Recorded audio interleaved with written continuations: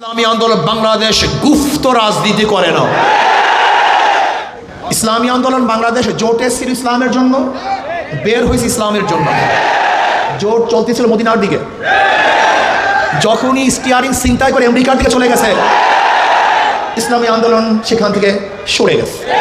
আমরা সরওয়ার্দী উদ্যানে বক্তৃতা করেছিলাম, যদি মুনাফিকি না করেন তাহলে আগামীতে ইসলাম ক্ষমতায় যাবে। কিন্তু কাদের জন্য, কিসের জন্য আজকে ইসলাম ক্ষমতায় যায় নাই? যাই হোক, অনেক দিন পরে আমরা রাজপথে এসেছি নির্বাচনের পরে। অনেকের একটা প্রশ্ন যে ঐক্যের জন্য আহ্বান করেছেন আপনারা, প্ল্যাটফর্ম গড়েছেন আপনারা, আশা আবার শেষ পর্যন্ত নাইও আপনারা।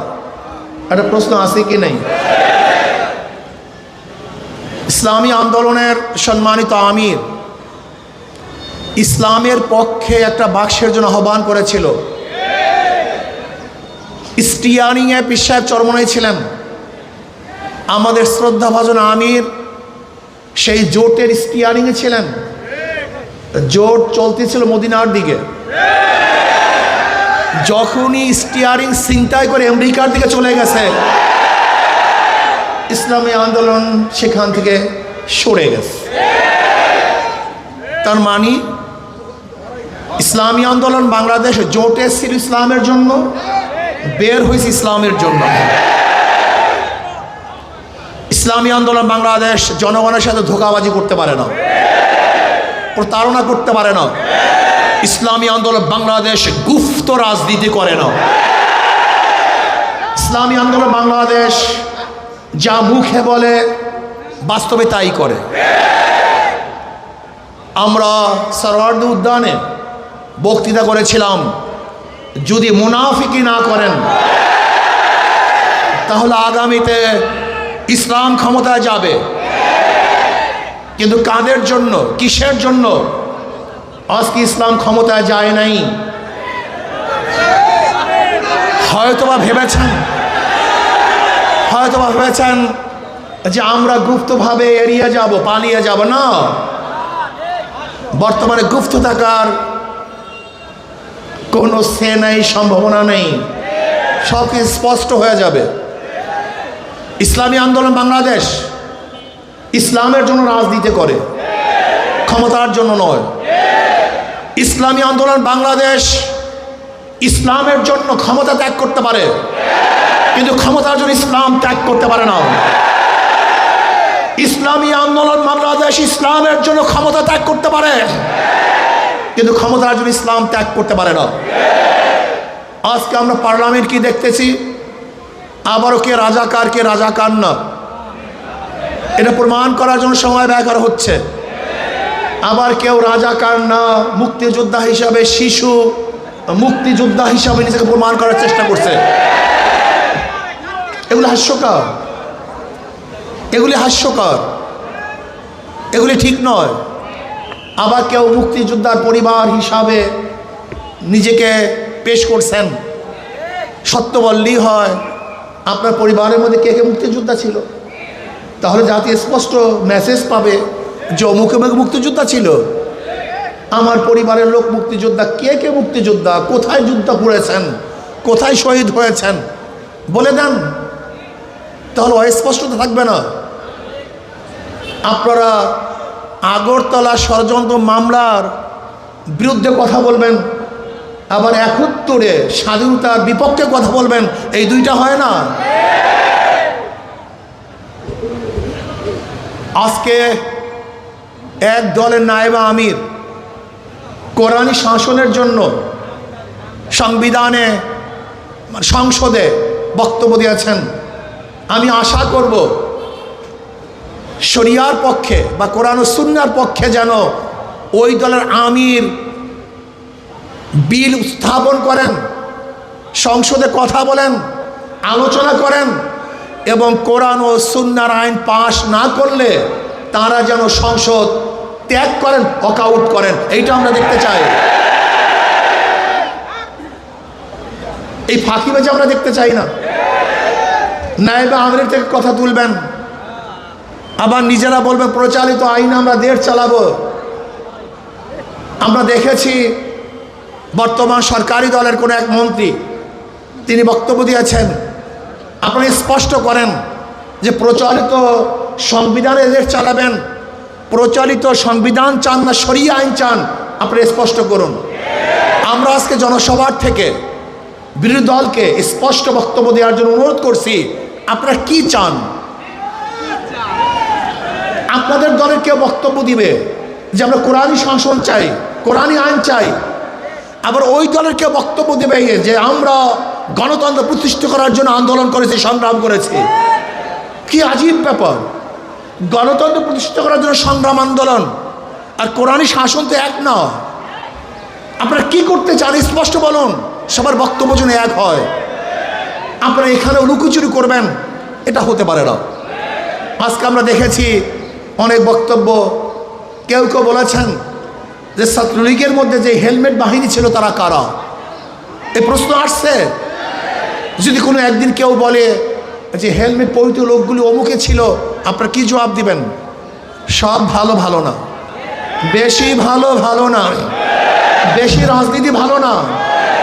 ইদানিং আমরা দেখেছি আপনাদের অতি রাজনীতিতে বিভিন্ন চোরা বালিতে আপনারা আটকিয়ে যাচ্ছেন, এর থেকে বের হতে পারবেন না। আগে বক্তব্য স্পষ্ট করুন। ইসলামী আন্দোলন বাংলাদেশের বক্তব্য স্পষ্ট।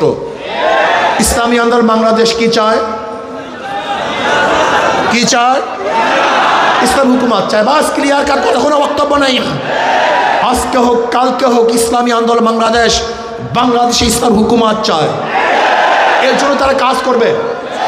বলতে পারেন বিগত নির্বাচন আসলে জনগণের নির্বাচন হয় না, কোয়ালিশন নির্বাচন হয়েছে, চুক্তিবদ্ধ নির্বাচন হয়েছে। দেখেন আশ্চর্য বিষয়, বিরোধী দল সংসদে দাঁড়িয়ে বলে আমরা বিরোধী দল না,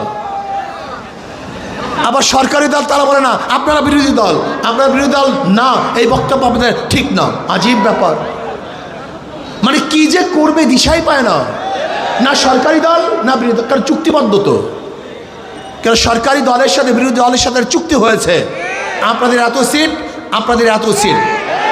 গত নির্বাচন ভাগাভাগির নির্বাচন হয়েছে, জনগণের ভোটে নির্বাচন হয় নাই। বলতে পারেন কিভাবে?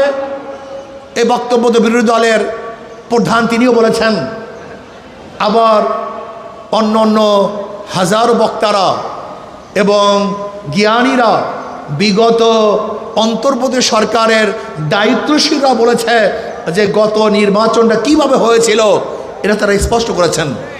কিন্তু ইসলামী আন্দোলনের রেজাল্ট কি হয়েছে এটা দেখার বিষয় না, বরং আমি বলবো ইসলামী আন্দোলন বাংলাদেশকে ষড়যন্ত্র করে হারানো হয়েছে তার ইসলামের পক্ষে থাকার কারণে।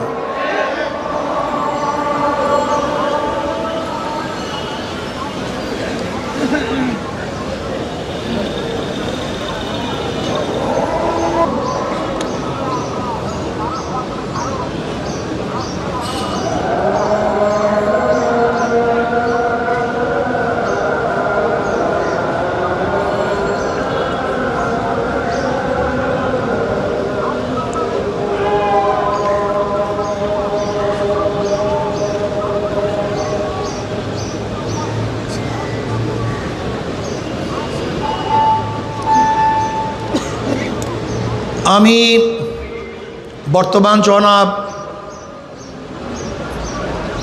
প্রধানমন্ত্রী তারেক সাহেবকে বলবো, বিএনপির ইশতেহার দিয়েছে, সেই ইশতেহার যেন বাস্তবায়ন হয়। প্রাইমারি স্কুলে যে ইসলামী শিক্ষক নিয়োগ দেওয়া হয় এবং কওমি ওলামায়ে কেরামকে প্রাধান্য দেওয়া হয়, এই ইশতেহার অবশ্যই আপনাকে বাস্তবায়ন করতে হবে। ইদানিং আবারও বিগত সরকারের মতো জঙ্গি নাটক সাজানো হচ্ছে। বিগত অন্তর্বর্তী সরকারের সময় কোনো জঙ্গি ছিল না, হঠাৎ জঙ্গি কোথা থেকে এসছে? আপনি কি জনগণকে অন্ধ মনে করেছেন? আবারও সেই জঙ্গি নাটক, আবার সেই সন্ত্রাসী হামলা, আবারও দেশটাকে ধ্বংস করার চক্রান্ত চলতেছে। আপনারা বক্তব্য দিয়েছেন মদিনা স্থল অনুযায়ী দেশ করবেন, আমরাও চাই আপনাদের বক্তৃতা অনুযায়ী সেই মদিনা সনদ অনুযায়ী দেশ পরিচালনা করেন। মুখে বলবেন একটা, বাস্তবে তা হবে না, জনগণ তা মেনে নিবে না। আপনারা ভেবেছেন ইসলামী আন্দোলন বাংলাদেশ নিঃশ্বাস হয়ে গেছে, তারা বিলুপ্ত হয়ে গেছে? না, ইসলামী আন্দোলন বাংলাদেশকে পরিকল্পিতভাবে হারানো হয়েছে। ইসলামী আন্দোলন হারা নাই। ইসলামী আন্দোলন বাংলাদেশ হারার জিনিস নয়, এটা ধ্বংস হওয়ার জিনিস নয়। ইসলামী আন্দোলন বাংলাদেশ বিশ্বাস করে ওয়ালা তাহিনু ওয়ালা তাহজানু ওয়া আনতুমুল আলাউনা ইন কুনতুম মুমিনিন। ইসলামী আন্দোলন বাংলাদেশ বিশ্বাস করে আগামী দিনে ইসলাম নিয়ে বাংলাদেশ ইসলামী রাজনীতি করবে ইসলামী আন্দোলন বাংলাদেশ। কোনো ধোঁকাবাজি ছলনার নামে ইসলামী রাজনীতি বাংলাদেশের মানুষ আর গ্রহণ করবে না ইনশাআল্লাহ। আমি বিশ্বাস করি ইসলামী আন্দোলন বাংলাদেশ এমন এক অবস্থায় আছে, তার স্পষ্ট এক বার্তা জাতির কাছে দিয়েছে। তারা কি চায়? ইসলামী হুকুমত চায়। তাদের মুখের মধ্যে ইসলামী হুকুমত, তাদের অন্তরের মধ্যে ইসলাম হুকুমত, তাদের কর্মসূচির মধ্যে ইসলামী হুকুমত।